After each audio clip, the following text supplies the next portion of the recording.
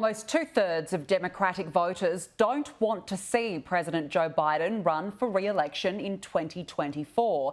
That's according to a New York Times Siena College poll that follows record low approval ratings for Joe Biden as the president battles issues such as rising inflation and criticism over his response to Roe versus Wade.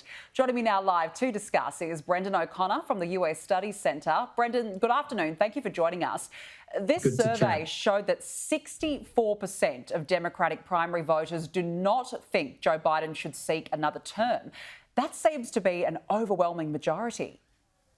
Very high numbers, especially only just over a year and a half into his presidency. So a sense that he's not getting his message across clearly enough, that he's not seen as fighting hard enough on the economy, on the cost of living, on this very dramatic decision to ban abortions in many American states. This is an issue which has angered many Democrat voters, many younger voters, many women in America. And Biden, I think, is seen as a compromiser, as someone who likes to do things behind the scenes. And that style of politics, that's the kind of parliamentary style of politics, who's someone who's been around in politics since the 1970s in America, that once used to maybe work in America in the 70s and early 80s. But today, many people, I think, are not convinced that that style of compromise and give and take is really achieving enough.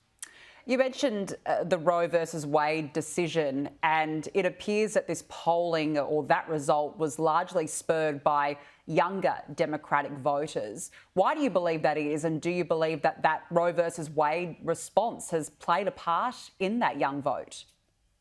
Well, understandably, a lot of Americans are really angry about the decision, a bit like recent Supreme Court decisions on gun control, making gun control harder, or environmental regulation harder. There's a majority of Americans who believe women should have the right to choose, that that's an individual choice on abortion rights, and that a court that seems a lot of people think was stacked by Trump with his three nominees that he was able to get through when Obama was not able to get a nominee through a year out from an election. There's just a lot of disdain for that institution, the Supreme Court, and a sense that the president should be able to speak back to the court, should be able to do something, where in reality, the system doesn't allow the president to override a Supreme Court decision. It really only allows the Congress. The Congress is often caught up in bickering and very hard to achieve major reform through the Congress. So there's that sense of real frustration with the political system,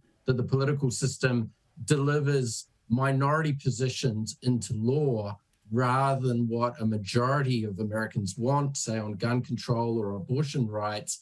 Those things are being overridden. So that always creates frustration in any political system. The voters who took part in this survey were asked why they want change. What is the main reason for change? And the majority said that it was Joe Biden's age that was playing a part here. Now, that's been something that has been brought up since he became president. Do you think that people are being put off by his age?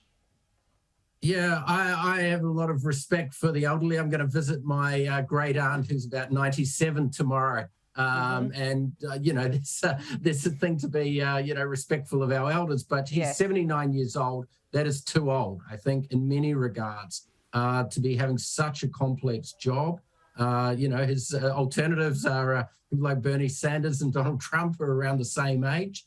And I think there's a sense that it doesn't suggest the kind of vitality that Biden's better days were when he was vice president or a senator 20 years ago, and they're not now. So he was very much a compromise candidate to take on Donald Trump. But as president, maybe people are having some regrets. But my sense is that whoever's in the job, the same issues arose with Obama in his first 2 years, a sense that he'd promised a lot, people hoped for a lot, but the system requires the Congress to agree, particularly on domestic policy. And the Congress is just really good at blocking things. You need 60 out of 100 senators, and that's an enormous majority in the American system. So the president is always going to look fairly impotent, fairly ineffectual, no matter how articulate or young or charismatic they are. And those things are not always traits that Biden is, overwhelmingly known for. So if you stumble a bit, if you don't look like you're fighting hard enough, if you don't have all the answers, it's very easy for people to turn on that one individual, the president, rather than, the hundreds of people in the Congress. Yeah, absolutely.